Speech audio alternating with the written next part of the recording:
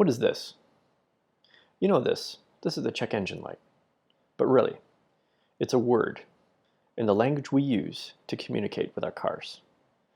This language is for interaction. This tells how we tell what our car is doing, what we've done to our car, and what our car is about to do. We know it because it's been around a long time, and it's familiar. Over time, we've become more familiar with this language, and thus, more fluent. Here are some other words in the language we use. These are newer and not so familiar. They talk about adaptive cruise control, autonomous driving, I think. I'm not really sure, so I took a guess. Now, I can use the owner's manual, but that's not what we do with our cars. My point is, it's impossible to use a language when we don't know the meanings of the words. What I'd like to share with you today are some thoughts on the language of user experience. I mentioned the language of cars. There's a long history of words and meanings. Our understanding has become more fluent when the language has remained consistent. We've learned to recognize controls without the need for labels. And in turn, these controls have been designed to be operated pretty much without looking. There's a model on which the language has been structured. I'm going to refer to this as the automotive model. The driver needs to focus on the road ahead, so everything needs to be used with peripheral vision. Tasks must be simple, and because I'm looking at the road, anything I read must be instantly understandable. There's a model on which the language has been structured. I'm going to refer to this as the automotive model. The driver needs to focus on the road ahead, so everything needs to be used with peripheral vision. Tasks must be simple, and because I'm looking at the road, anything I read must be instantly understandable. Now this is a beautiful interior. What's not to like? Look at all the materials and textures and colors and shapes and forms. It's great. But this is an example of how today's cars have strayed from the model. Keep in mind, the model was developed before cars drove themselves and only had FM radios. Today, with autonomous driving, ADAS, infotainment connectivity, all of these brought functions which brought more controls. What we have are a lot of buttons, and they're very small, and they're very much the same, and they're hard to find, and they require labels for us to understand what they are. With displays, there's a lot of visual information pulling our focus away from the road ahead. So my question is new technology making me take my eyes off the road? NHTSA has put together guidelines for interaction while driving. You may be familiar with the 2-second rule. It states that task completion must be done while taking the eyes off the road for intervals of 2 seconds, and you only have 6 of them. Now this sounds reasonable, but keep in mind when you're driving and you look down for 2 seconds, things change.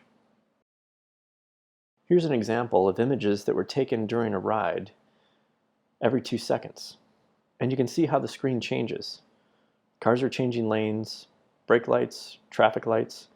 Every time I look back at the road, it's different. And if the reason I'm looking away is to interact with new technology, then this language needs to be better. Phones have a language that works well with new technology. This language has been tried in cars before. Let's compare the models. Different than the car model, events take place on the screen where the control happens. There's no focus outside the screen. The screen is the controls. The most valuable part of the interaction is the reconfigurability of the screen. So the controls can be anything. And I don't have to worry about doing anything else while I'm using the phone. It's my main focus, and this is the key to the phone language. The words of the language are similar to cars. Image metaphors form words. Phones have familiar patterns of usage like cars. Music apps now have similar play, pause, next track, and progress bars. We all know how to use them. There's even emphasis, emotion, and tone of voice, which make understanding better and facts more memorable. The language of capacitive touch allows simple gestures. A swipe or a flick quickly become attached to muscle memory. Muscle memory assists in cognitive memory, so I can do things before I even have to think about them. All these things have contributed to the evolution of the phone language. Music players are an example of language evolution. The language started with crude graphs of music lists, and then skeuomorphic representations of familiar music equipment began to emerge.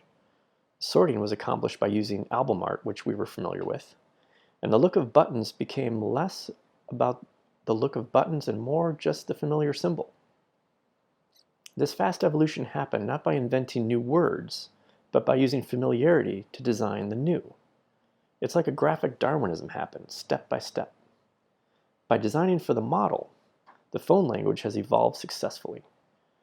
Bringing phone language into the car is tempting, but it needs to earn its way in. It's got to fit the automotive model. Let's consider another language, video games. There are continually new games released. Consoles have more and more power to run more and more sophisticated games. There's new technology all the time. Could games offer something to the automotive world? Let's look at the language models. In games, the user looks ahead like the driver. There's no need to look at the controls. The few controls are physical and the functions are familiar.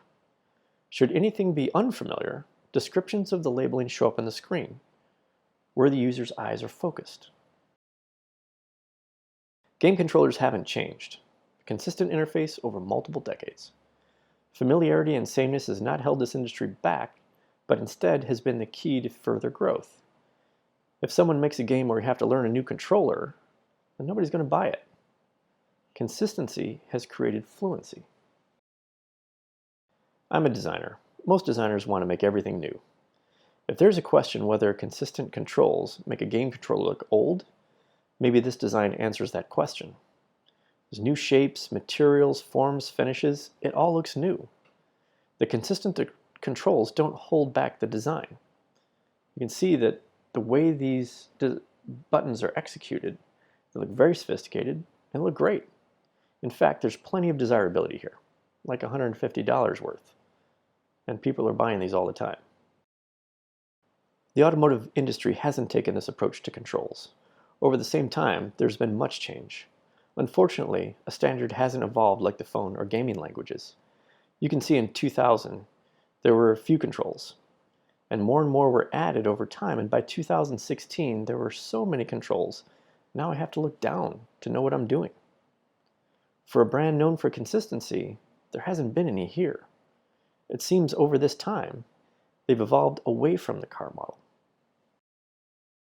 So putting literal game controls on a steering wheel is going a little far, I understand. Maybe to young drivers this may not seem so strange because they might be more familiar with gaming controls in their car. But that's not the point. The point is the concept. Why not consider adopting languages from the gaming industry in the car? Here an unprompted notification requiring attention appears in the windshield.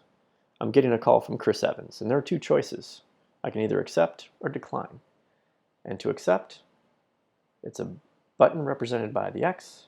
To decline, it's a button represented by the 0.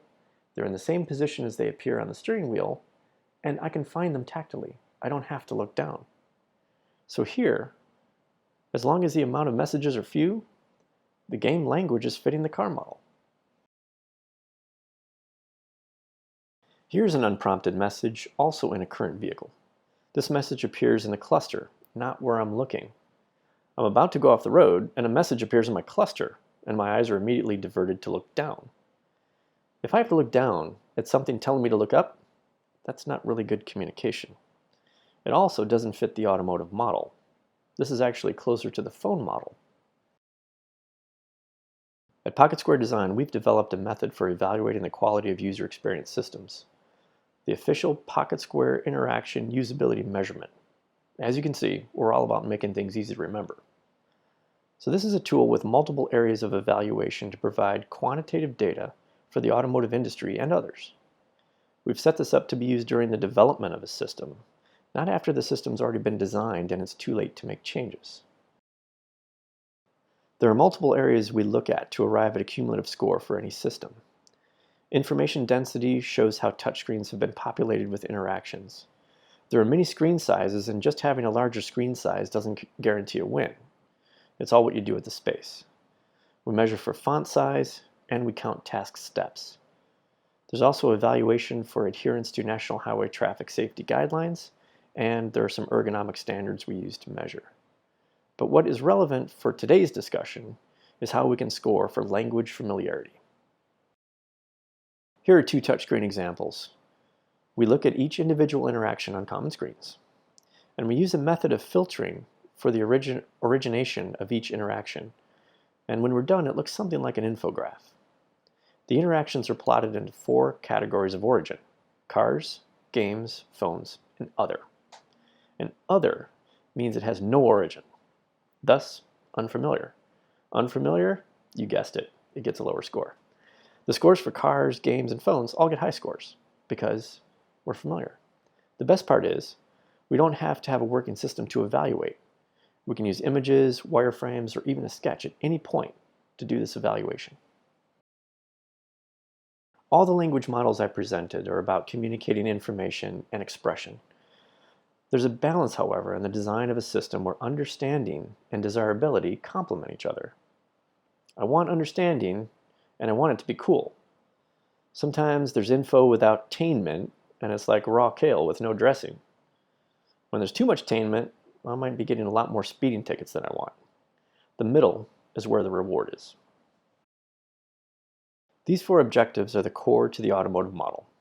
When we design something that's never existed before, it's easy to dismiss familiarity, convention, and tradition. But if we think about adaptation, modification, and repurposing, we don't need to invent as much as we think we do. Hence the advantage of designing for the familiar. Here's a fact about learning a language. If you're under 7, it's easy. The average new car buyer, however, is over 50. Most drivers are past the point of the ability to learn a new language. New cars are new technology. That's not going to change. But that technology shouldn't force us to learn a new language. Lastly, the language of cars also has slang. So I added these. I hope you enjoy. Thank you.